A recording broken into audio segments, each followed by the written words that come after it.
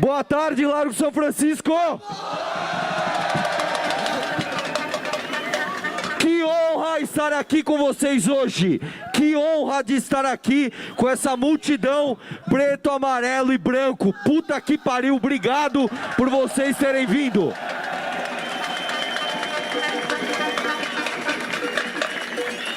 Eu vou falar um negócio pra vocês aqui, ó. Eu tenho certeza que todo mundo que tá aqui hoje passou por aquele momento horrível de ver a Dilma ganhar em 2014 e não acreditar no que estava acontecendo, de ver o MBL nascer, de ver que havia uma chance de derrubar o PT, de ver que a gente tinha uma chance de colocar o país nos eixos, de ver tudo isso acontecer. Eu tenho certeza que vocês passaram por esse desgosto de ver o PT ganhar e pela esperança renovada de ver o PT cair.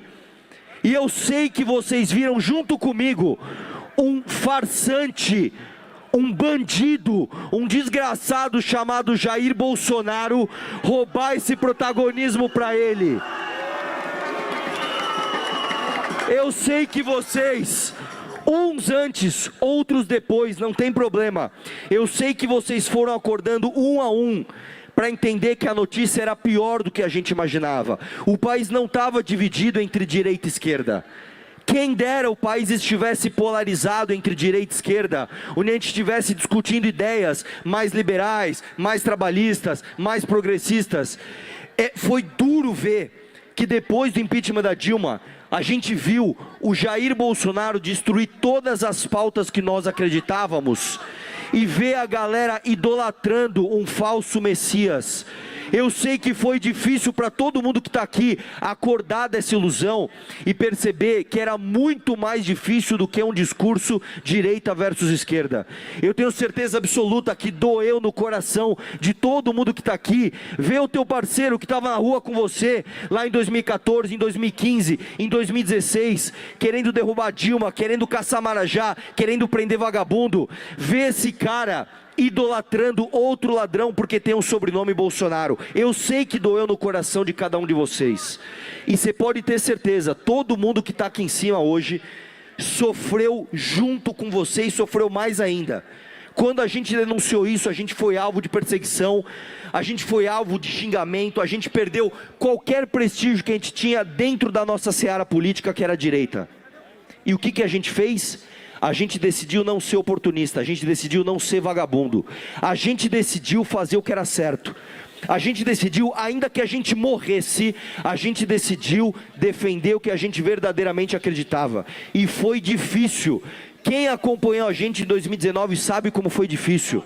Foi muito difícil falar: eu não quero um PGR petista, eu não quero o Cássio Nunes no STF, eu não quero vetar decisões, a lei que acabava com decisão monocrática de ministro supremo. Eu não quero isso.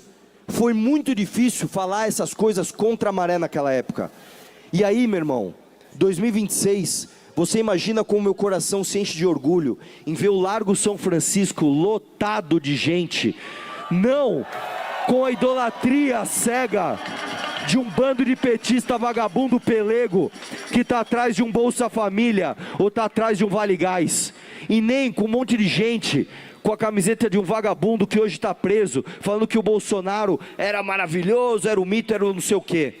Que bom ver um monte de gente aqui com preto, amarelo e branco defendendo ideias e sabendo que vocês só estão aqui porque vocês são melhores do que os outros. Eu quero deixar claro, e por mais que isso aqui pareça arrogante, a verdade é que a gente nunca muda o destino num país sendo como todo mundo, seguindo a maioria. Eu lembro quando eu ia na Jovem Pan e o carioca chegava para mim e falava: vocês têm que ouvir as vozes das ruas, vocês têm que ouvir as vozes do povo. A voz de Deus não é a voz do povo, a voz de Deus é a voz dos... A voz de Deus é a voz dos corajosos. As grandes mudanças não são feitas, infelizmente, pelo pensamento da maioria, porque, infelizmente, a maioria de um país, a maioria de um povo, a maioria de um reinado, a maioria de um império, não pensa nas ferramentas de poder, não pensa naquilo que direciona a sociedade. As pessoas estão preocupadas com as suas próprias vidas, e é assim que deve ser. A voz que muda o destino de um povo é a voz daquele que tem coragem de pensar para além do seu umbigo e pensar naquilo que é certo. E o que eu vejo aqui é um monte de gente que negou a maioria, que negou estar com a maioria. Eu vejo um monte de gente que renunciou aos likes fáceis, aquelas coisas horrorosas de você ser massa de manobra e repetir o que todo mundo está falando. Quando eu olho para vocês aqui, eu vejo um monte de gente que ousou questionar tudo, que ousou ver a má notícia na sua plenitude. O Brasil é muito mais complicado do que uma discussão rasa entre direita e esquerda. E o que eu vejo aqui, cara, são pessoas que decidiram, muitas vezes puxadas pela geração Z, temos que falar sobre a geração Z, que tem os seus problemas sim, tem os seus problemas de convivência, tem os seus problemas de isolamento, tem os seus problemas de falta de inteligência interpessoal, mas tem a ousadia de, diferente da minha geração, diferente da geração millennium, tem a ousadia de não cair no discurso dos cínicos, tem a ousadia de levar alguma coisa a sério, tem a ousadia de não querer o resumo, querer entender um assunto com todas as suas nuances, tem a ousadia de achar esteticamente horroroso essa coisa dessa direita nojenta, ridícula, cringe, de ficar gritando pro Valdemar da Costa Neto, que é por causa dele que a direita sobreviveu. Que porra é essa, meu irmão? Que porra é essa? Eu estive no evento do Mato Grosso este final de semana e eu falei pra galera, quando vocês acharem que vocês estão com dúvida se você está seguindo o caminho certo, sabe o que você pode fazer?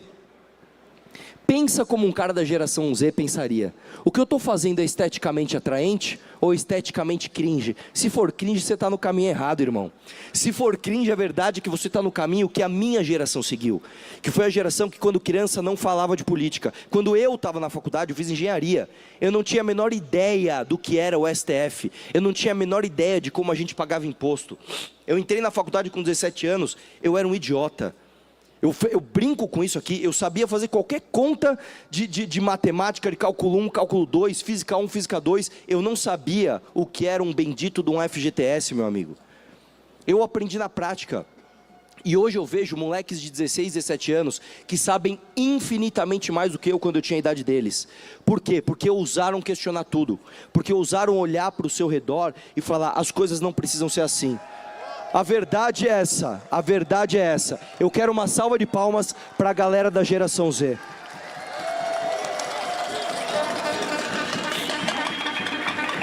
Eu me sinto velho, mas eu me sinto honrado quando chega um moleque barbado e olha para mim e fala, mano, eu assisto seus vídeos desde que eu era moleque. Eu me sinto um tio, mas eu me sinto bem, porra. Eu me sinto bem porque vocês vão fazer a transformação do Brasil. A verdade é essa, a minha geração falhou, a geração dos meus pais falhou. A verdade é essa, nós ficamos vivendo sonhos daqueles que imaginavam somente as riquezas para o próprio bolso. E eu vejo um monte de jovem aqui que decidiu não ir embora do Brasil. Eu perdi vários amigos para o exterior, vários amigos. Eu perdi até namorada para o exterior, meu irmão. E eu sei o quanto dói. Você tá numa família, é isso mesmo, velho. Cada um tem os seus estímulos. Eu sei o quanto dói. Você tá numa família em que o filho faz conta de quantas vezes vai ver o pai e a mãe, porque pode visitar o Brasil uma vez por ano e sabe que o pai e a mãe não vão durar para sempre, meu irmão. Isso aqui a gente pode começar com piada, mas quantos dos nossos amigos não têm a minha idade, tá? 40 e poucos anos, e eles estão no exterior pensando o seguinte, mano, a minha mãe e o meu pai têm mais quantos anos de vida? Tem mais 10 anos de vida? Meu pai está com 70 anos, vai fazer 80, eu vou ver meu pai mais 10 vezes na vida? Eu vou ver o meu pai mais 10 natais? Eu vejo aqui uma geração que recusou essa porra. Eu vejo aqui uma geração que vai olhar para o pai e para a mãe e vai falar o seguinte, eu vou jantar na tua casa sempre que eu puder, eu vou passar os meus finais de semana com você porque eu vou transformar esse país. Eu não vou ser o covarde que muitas vezes vai olhar coisa pública como meio para enriquecer ilicitamente. Eu não vou fazer como muitas pessoas, infelizmente desta faculdade também fizeram, que usaram o dinheiro público para se formar, para estarem acima da média técnica do que o Brasil é, e usar sua capacidade cerebral para ganhar dinheiro em outro país. E eu nem posso chamar isso de covardia, meu irmão, sabe por quê? Porque esse cara muitas vezes não teve escolha, brother. Muitas vezes esse cara se formou, trabalha pra caralho, e ele vê todos os dias o dinheiro dele indo embora por impostos. Ele tá vendo a vida da filha dele em risco, porque é capaz dela ir pra faculdade e tomar um tiro na cara porque alguém quer roubar o celular dela. Como é que eu vou chamar esse cara de covarde?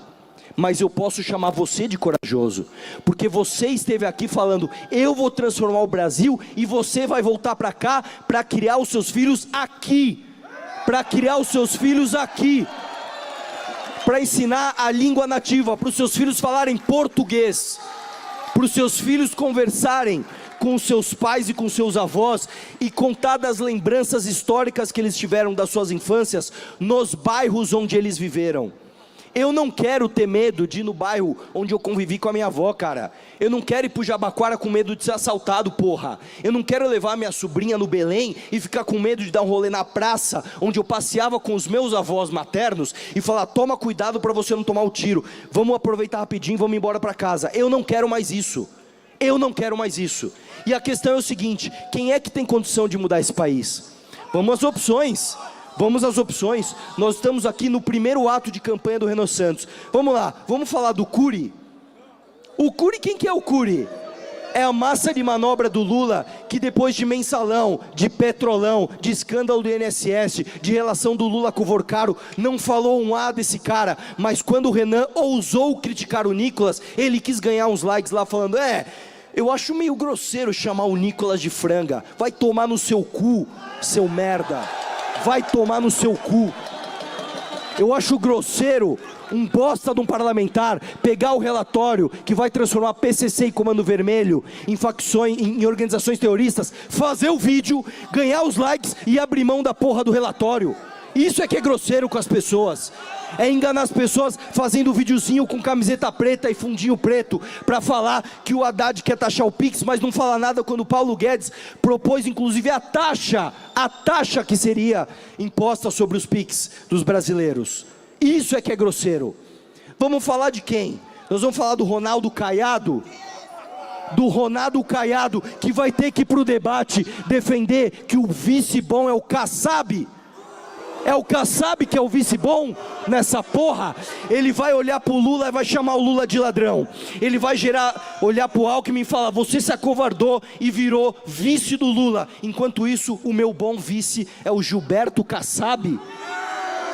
É esse cara que vai me salvar do PCC e do Comando Vermelho? Eu recuso esse cara. Eu recuso esse cara. Vá para o seu estado, continue rico com as suas fazendas e deixe o Brasil em paz. Quem mais a gente vai falar aqui? Quem mais a gente vai falar aqui? A gente vai falar do Zema. O Zema que passou. Eu fico aqui torcendo pro Zema vir com moralismo barato de falar dos cogumelos do Renan Santos.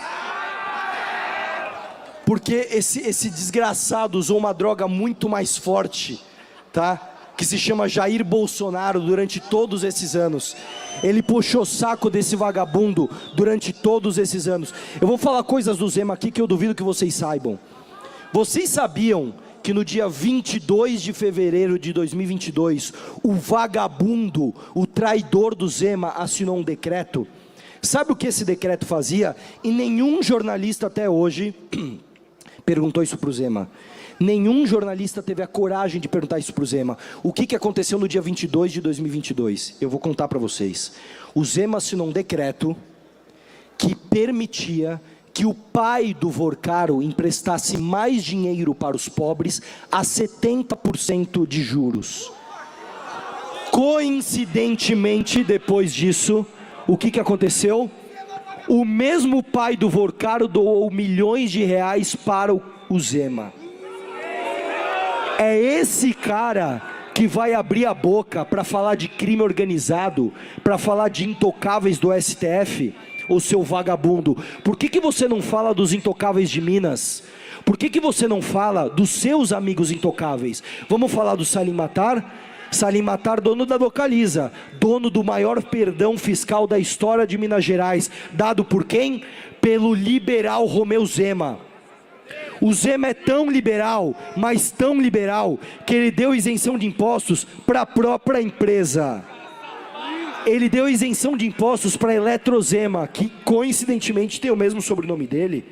Ele deu isenção de impostos para uma empresa de crédito dele próprio. O Zema é o cara que se beneficia, junto com o comunista Eduardo Moreira, dos juros altos aqui do Brasil.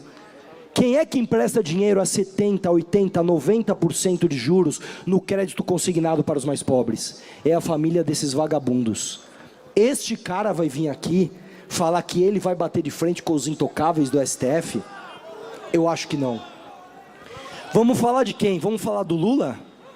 Que nós já aprendemos, que nós já derrubamos e já prendemos esse cara. Nós vamos falar do Lula, que agora está oferecendo Vale Gás. E digo mais, o Lula está sorrindo de orelha a orelha agora, porque ele sabe que enquanto a oposição não acordar e continuar apoiando Flávio Bolsonaro, ele está reeleito. O Lula não precisa ir para debate, o Lula não precisa de coerência, o Lula não precisa nem se manifestar sobre nada. Ele pode, inclusive, na Bahia, fazer palanque com um bando de vagabundo, com Rui Costa, com Jacques Wagner, com Jerônimo, porque ele sabe que ele não tem oposição bolsonarista lá, porque ele sabe que o Bolsonaro está envolvido no mesmo escândalo de corrupção que esses comparsas dele estão. Esse bosta vai ganhar a presidência de novo. Pelo amor de Deus, gente. E vamos falar de quem mais interessa, e eu não tenho vergonha de falar isso aqui.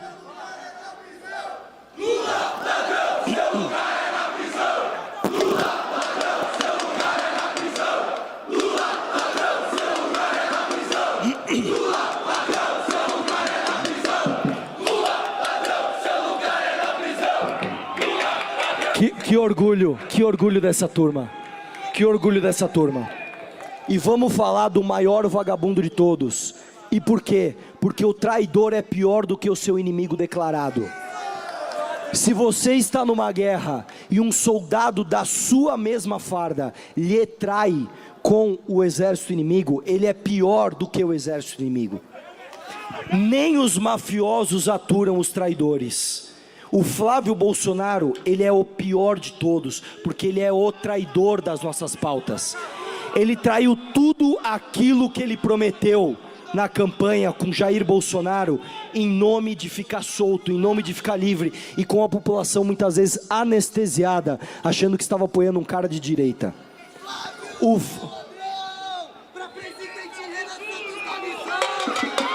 Flávio é ladrão, para presidente Renan Santos da Missão.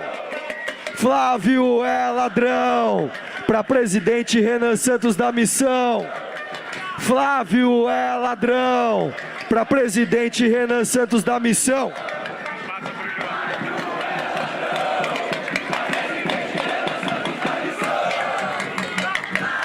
Então é o seguinte, meus amigos, para finalizar, eu quero lembrar vocês do que a gente está fazendo aqui. A gente está usando sonhar e a gente está usando realizar os nossos sonhos. Eu não precisei bater na porta de vagabundo nenhum, de partido nenhum, para pedir Renan Santos presidente. Eu tive que insistir para ele querer, porque ele é um cara que se preocupa demais com a liderança que ele propaga. E ele sempre teve medo das pessoas acharem que isso é um projeto personalista. E eu tive que chegar para ele e falar: meu irmão, você não está entendendo. Se você não for o candidato, eu vou embora. Eu não vou pedir voto para mais ninguém. Ninguém merece o meu sacrifício de pedir voto que não você. Eu estou ansioso por Renan nos debates, eu estou ansioso por Renan nas urnas, eu estou ansioso para todos os nossos candidatos do Brasil inteiro terem orgulho de falar que pertencem ao 14 e nunca vão ter que precisar bater na porta de cacique partidário para dar propina para ninguém, para relativizar a corrupção, para pedir para ser candidato. Renan Santos, presidente, muito obrigado. Valeu!